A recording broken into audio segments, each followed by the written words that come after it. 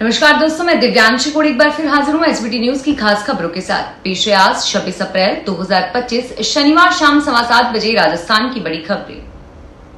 राजस्थान के शहरी निकायों में अब घर बैठे ही प्रॉपर्टी की मालिकाना हक वाला पट्टा बनवा सकेंगे। पट्टे के लिए अब ऑफिस के चक्कर नहीं काटने पड़ेंगे। स्वायत्त शासन विभाग ने प्रदेश के 315 शहरी निकायों में ई पट्टा जारी करने की सुविधा शुरू कर दी है। ऑनलाइन ई पट्टा बनाने के लिए निकायों में कर्मचारियों को प्रशिक्षण दिया जाएगा।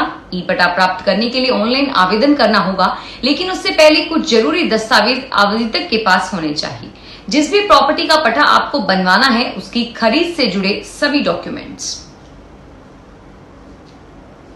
मानसरोवर की यात्रा 6 वर्ष के बाद फिर से शुरू होने जा रही है और विदेश मंत्रालय ने इसके लिए पंजीकरण शुरू कर दिया है। विदेश मंत्रालय ने आज यहां बताया कि कैलाश मानसरोवर यात्रा जून से अगस्त के दौरान आयोजित की जाएगी। इस वर्ष 50-50 यात्रियों के कुल 15 बैच जाएंगे, जिनमें से 5 उत्तराखंड के लिपुलेख दर्रे से होंगे। नाथुला दर्रे के रास्ते से ये होते जाएंगे। लिपुलेख दर्रे से होकर जाने पर 22 दिन और नाथुला दर्रे से होकर 21 दिन का समय लगेगा। राजस्थान के शहरों में करीब 1 लाख भूखंड खाली पड़े हैं जो बिक नहीं रहे। ये भूखंड विकास प्राधिकरण और नगर विकास न्यासों की योजनाओं के हैं। अब सरकार ने इनके लिए खरीदार खोजने के प्राधिकरण न्यास को रियासत दी है। प्राधिकरण न्यास इन भूखंडों को नीलामी की बजाय लॉटरी के जरिए बेच सकेंगे। हालांकि इसमें वे योजनाएं शामिल होंगी जिसमें 20% या इससे अधिक आवासीय भूखंड बचे हैं। नगरीय विकास विभाग ने इस संबंध में आदेश जारी किए हैं जो 31 दिसंबर तक प्रभावी रहेंगे। यूआईटी ने ज्यादातर आवासीय योजनाएं वहां बना दी हैं जो आबादी से दूर हैं। न तो वहां तक पहुंचने की सुविधा है और न ही अप्रोच जो रहने के लिए जरूरी है। बिजली के पोल जरूर नजर आते हैं, लेकिन विद्युत सप्लाई उनमें नहीं है। प्रधानमंत्री नरेंद्र मोदी ने युवाओं को राष्ट्र की प्रगति की नींव बताते हुए कहा है कि इनके राष्ट्र निर्माण में सक्रिय रूप से भाग लेने से राष्ट्र तेजी से विकास करता है और वैश्विक मंच पर अपनी पहचान बनाता है। मोदी जी ने शनिवार को यहां वीडियो कॉन्फ्रेंस के माध्यम से रोजगार मेले को संबोधित किया और सरकारी विभागों में नवनियुक्त 51,000 से अधिक युवाओं को नियुक्ति पत्र वितरित किए।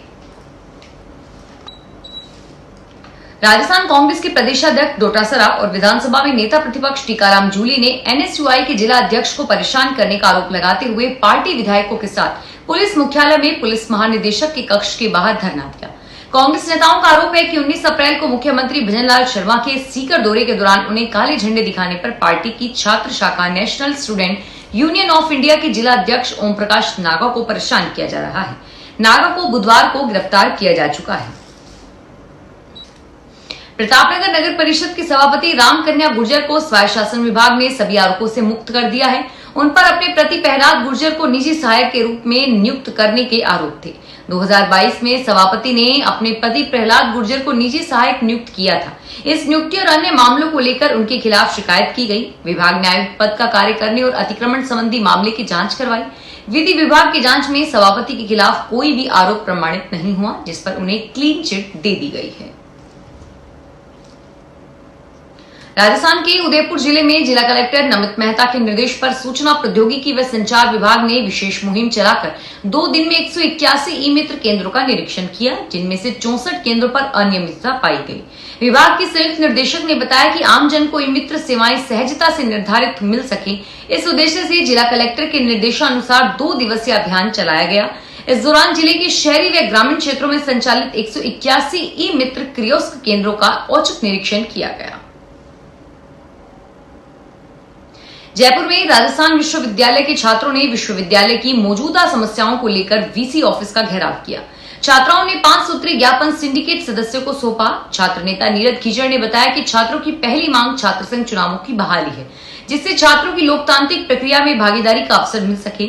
दूसरी मांग परीक्षा परिणामों में पारदर्शिता और धांधली पर रोक लगाने को लेकर है, जिससे छात्रों का भविष्य सुरक्षित हो। तीसरी मांग विश्वविद्यालय से संबंधित कॉलेजों में नियमित कक्षाओं की है, ताकि शिक्षा की गुणवत्ता को बनाया जा सके। वर्धमान महावीर खुला विश्वविद्यालय कोटा की ओर से आयोजित की जाने वाली पीटीईटी आवेदन की अंतिम तिथि में एक बार फिर से बढ़ोतरी की गई है। अब आगामी 1 मई तक आवेदन किए जा सकेंगे। आपको बता दें कि कोटा यूनिवर्सिटी में इस बार पीटीईटी में आवेदन की अंतिम तिथि को कई बार बढ़ाया गया है। इस बार 1 मई तक बढ़ा दिया गया है। विश्वविद्यालय के अनुसार पीटीईटी का आयोजन 15 जून को पूरे राज्य में किया जाएगा। जल जीवन मिशन में हुए करीब 900 करोड़ के घोटाले के केस में ईडी की टीम महेश जोशी से पूछताछ कर रही है।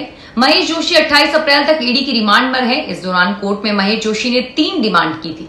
कोर्ट ने तीनों मान ली है और उनकी डिमांड थी कि रिमांड के दौरान घर का खाना मिले, समय पर दवाई और उनकी पत्नी की तबियत खराब है उनसे उन्हें मिलने दिया जा सके। और वहीं महेश जोशी से आज पूर्व में गिरफ्तार हुए उनके परिचित और जलदाय विभाग के अधिकारियों के सामने बिठाकर पूछताछ हो सकती है। राजस्थान को पोषण पखवाड़ा 2025 में प्रथम स्थान मिलने पर उप मुख्यमंत्री ने सभी अधिकारी कर्मचारियों को हार्दिक शुभकामनाएं दी है। बता दें कि पोषण पखवाड़ा 2025 के दौरान उत्कृष्ट प्रदर्शन करते हुए राज्य ने राष्ट्रीय स्तर पर प्रथम स्थान प्राप्त किया है।